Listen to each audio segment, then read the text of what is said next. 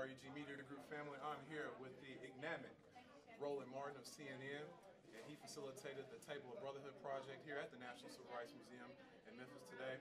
Brother Martin, it's great to have you in the city once again. I have two questions for you. One of the greatest aspects of Dr. King's legacy is him being one of the most, if not the greatest champion of poor and disenfranchised people here in the United States and all across this planet. What would you say, or how do you think he would speak to the fact that our Native American brothers and sisters are left out of so many conversations that speak to how to ultimately eradicate poverty here in the United States and all across the planet? Well, again, it's no surprise because, again, the poor period are left out. I mean, it's not just Native Americans, it's also poor folks in West Virginia and Appalachia. But they are some of the poorest people in America. But the reality is, poor is poor. Right. So whoever's the poorest is poor. I mean, if you broke, you broke. And so if you broke in the Delta, if you broke on the reservation, if you broke in Appalachia, you just flat out broke. And the reality is this country simply ignores the issues of the poor, ignores folks in poverty, because we have assumed that the Great Society was a failure when in fact it wasn't a failure. And so that speaks to really what the values are in this country.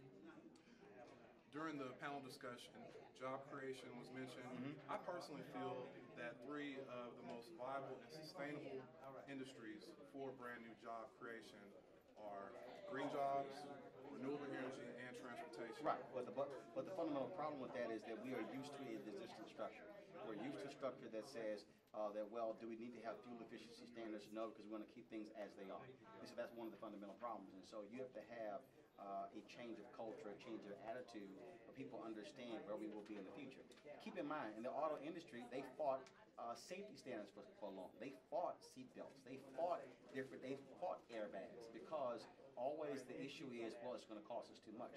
The same thing happens right now. People say it's going to cost us too much to go to green energy, but the reality is we cannot sustain where we are. We can't keep getting jobs. But it doesn't matter. It's the same thing. My point is, anytime there is a shift away from where we are now, the automatic response, the knee-jerk response is it's going to cost too much, therefore it will cost jobs. But all three of those industries are feasible. If you look at I understand what's feasible. Green jobs, I understand what's energy, feasible. and transportation. Follow me here. Okay. I understand what's feasible.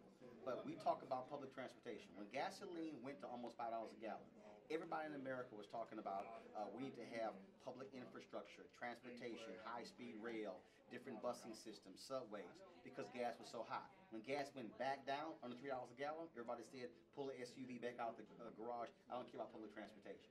So anytime we have a crisis in America, then that's when we want to be able to utilize new technology. But when the crisis goes away, we want to go back to business as usual. That's what I'm saying is the problem. The problem is we have to reach the point where we say, yes, it may cost you on the front end, but long term, you're actually going to be able to save more money as a business and a consumer.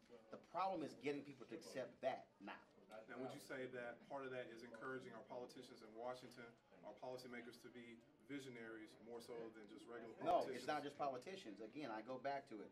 When gasoline was sky high, every ordinary day people were saying, oh my God, we need to have a whole different focus on energy because we can't depend upon gas prices. When gas dropped, those same people said, you know what, that's okay, we'll put it off.